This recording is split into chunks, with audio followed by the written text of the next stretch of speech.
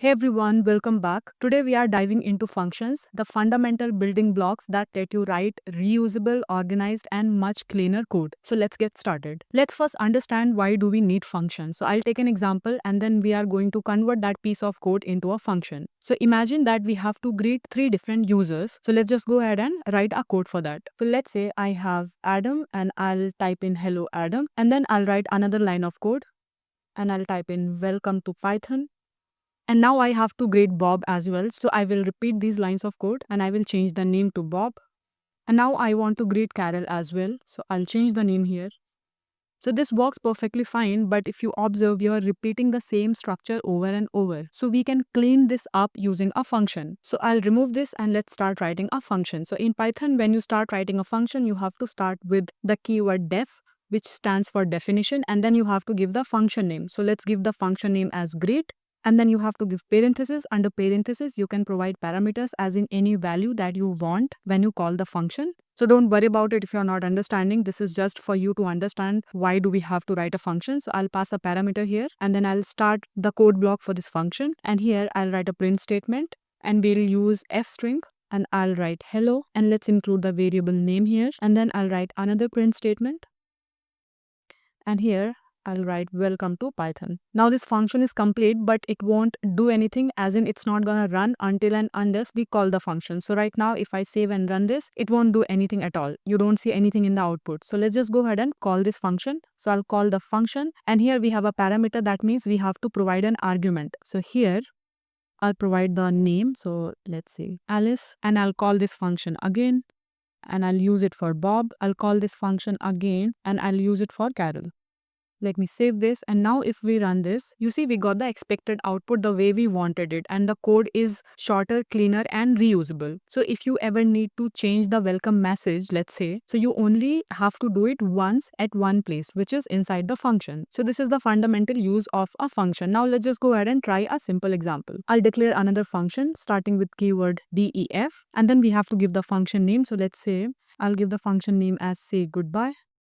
And we have to give the parenthesis and I don't have any parameter for this. So I'll just start the code block for this function and here I will print goodbye. Now again, as I said, it won't do anything right now. If I run this, you won't see any output because we have to call the function in order to use it. And you have to call the function by function name. So I'll type in the function name, put the parenthesis and save this. Now let's run and we see the function getting executed. So the moment you call the function, the code jumps to the function and executes whatever is defined inside the function. So let's write one more. So I'll write another function and here I'll say hello. To give the parenthesis, then colon to start the block and let's print hello. I'll save this and we would have to call this function. So I'll call this function here. Let's just save this and run this. So the order in which you call the function, that is how it will get executed. So we first called this function, say hello, and then say goodbye, and that's how it got executed. Now let's talk about parameters and arguments. So let's understand this with the help of the first example that we discussed. So I'll declare a function, def, and then let's give the name as greet user. I'll put a colon and here I'll print a message and I'll say hi. If I run this, I'll get the message as hi. But let's say if I want to append the username as well. So I want to customize this message for different users. So I want to print hi Alice, hi Bob or hi Carol. So that value that you want to pass to the function while calling it, that is called parameter, and you will define the parameter when you're defining the function. So here I'll type in name. So this will be our parameter. Now I will be able to pass a value inside the function when I'm calling it. And when you define the function and you give a variable here, that's called parameter. But when you're calling the function and you give a value, that's called argument. So here I'll give the argument as Alice and then I will append this name in my message. So let's save this and then I'll just print the name. Now let's just run this. So now I got the message. So now every time I call this function, I can provide a different value, as in a different argument. So I can do something like this as well and this will still work. And here you can pass multiple parameters. So let's say name and we also want to include age. So you can just define age in the parameter and here let's just change the print statement to include both name and age. So here I'll use an f string. So here name is, then age, years, old. And when we are calling the function, now we have to provide two arguments. So Alice, let's say 22, Bob, let's say 26, and let's just save this and run this. So now we got the message, Alice is 22 years old and Bob is 26 years old. So it is taking the name and age and it is appending it to the message. And we are passing the arguments while calling the function. But what will happen if user doesn't pass the required arguments? Here the function is expecting two arguments to be passed while it's being called, but if it is not getting the expected argument. So let's say if I remove the age from here, let's see what happens now. So if I run this, I'll encounter an error because age has not been provided, and in the function definition, we have not set any default value, as in telling the function that if user doesn't pass a value, then what the function is supposed to do. So in that case, we can pass a default value when we are declaring the function itself. So let's say here, if I give a default age as 20, and if I save this now, and let's just run this. So now you see this got executed. So Alice is 20 years old because the value has not been passed. So it is taking the default value that's been defined here. But for the second one, as we have provided a value, it did not consider the default value. Now let's take one more example to understand multiple default parameters. So I'll declare a function and give this a name as book flight. Let's pass a parameter as destination and I'll give the default value as Paris. Let's pass one more, passengers, and we'll give the default value as 1. Let's do a print statement here. So booking flight 2, and then let's give the destination 4 and the number of passengers. So here, as we have two parameters and we have also given the default values, now if I call this function and even if I don't pass any arguments, it will still run and not give any error because it has default values for both the parameters now. So let's just save and run this. So now you see it has taken the default values. But if I call this function and provide arguments, that's fine as well. And let's give number of passengers as 2. Now if I save and run this, I'll get the output. So a function can return a value as well. Let's do an example for that. So let's declare a function, and here I'll give the function name as add and we'll pass two parameters a and b. And inside this, you just have to use return keyword, and here I can give as a plus b. So now when we call this function, it will do the addition for a and b and it will return us the result. So as it is returning the result, we would have to declare a variable to store the result first if we want to print that out. So let's declare another variable result, and here we'll call the function add, and then we have to pass two arguments. So let's say 5 and 6. If I save this now and run this, we also have to print the result, right? So print and result. Let's run this now. So we'll get the result. And the function can also return multiple values. So let's say if I've returned only a plus b, I can also return a minus b. And in order to receive this result, a plus b and a minus b, here while we are receiving the result, as in declaring the variable, we can define two different variables. So let's say addition and subtraction, and let's print both of them. So I'll print addition and I'll also print subtraction. Let's save and run this. So we got the results. So whenever you are using multiple return values, Python return the values in the form of tuple. Okay, and similarly you can include even more. So I can include a multiplied by b and then a divided by b. So basically Python is going to pack them into a tuple, right? So now we can receive all of them. So let's say I'll rename it to sum, then difference, and then product and quotient.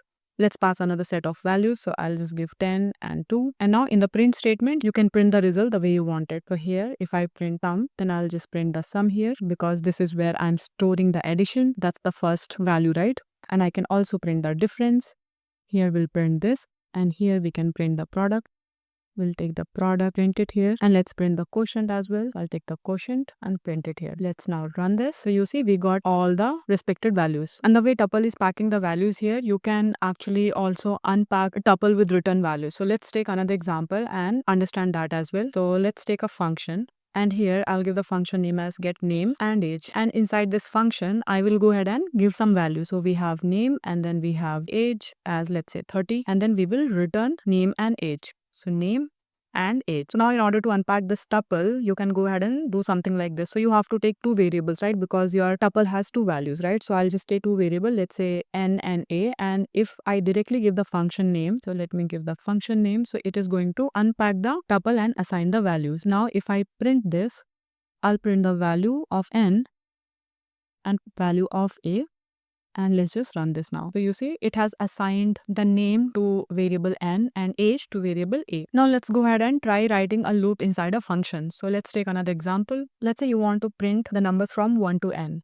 So we would have to write a function, and inside the function we are going to write a loop, and every time we call the function we can provide any n value. So let's say if I want to print the numbers from 1 to 5, then I should be just able to call the function and provide a value as 5. Or if I want to print till 10, I should be able to just call the function and provide an argument of 10. So for that we are going to write a function. So let's define the function and name it as print numbers, and inside this we have to pass the parameter, and let's write the loop now. So I'll start the for loop, and then we have to give the counter. So I'll name it as I. You can give any name, whatever you want, and then in after this we will use the range function of Python, and we have to start from 1 till n plus 1, and we are giving the range as 1 and then ending at n plus 1, because range function is inclusive of the start and exclusive of the stop. So for example, if I give a range as, so let's say if I give a range as 1 to 6, the range function will print from 1 to 5. So it includes the starting but excludes the end. So that is why we are doing n plus 1. So let's say if I want to print till 10, then the range function, if I do not give n plus 1, the range function will start from 1 and then it will end at 9 itself. So that is why we are doing n plus 1. So I'll remove this, and then let's continue with the function, and inside this for block we'll just go ahead and print the number.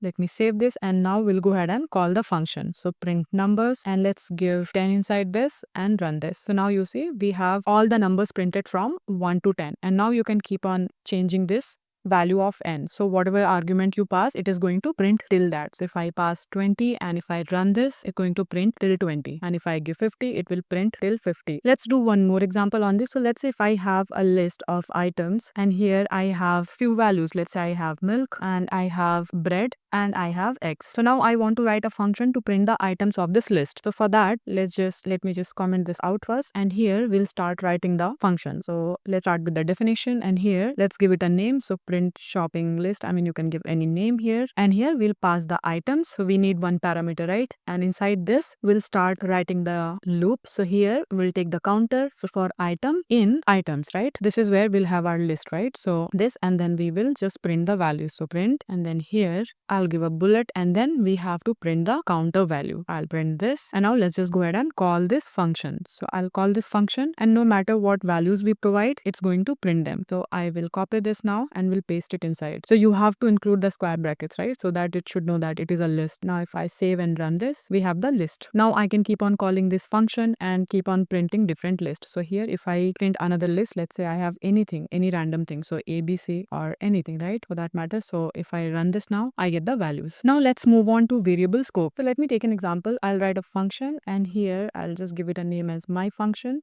And inside this, I'm declaring a variable and giving it a value as 10. And here I'm printing the value of x. Now, if I call this function, I should be able to see the value of 10, right? Because that's what I'm printing inside the function. So if I run this now, I get the value as 10. But what if I want to access the value of x outside this function, right? Because this function block ends here, right? Now here, if I write another print statement, and if I just print the value of x, what will happen? So if I run this, we get an error that name x is not defined. So what does this mean? This means that x was declared inside this function. So it is only accessible inside the function. So here inside this function, x is a local variable, and its scope is also local, as in x is accessible only within the function and not outside the function. But let's say if I have another variable here, so I'll declare a value as y is equals to 20, and this is a global variable because we are not declaring it inside any function, right? So this is a global variable and x was a local variable.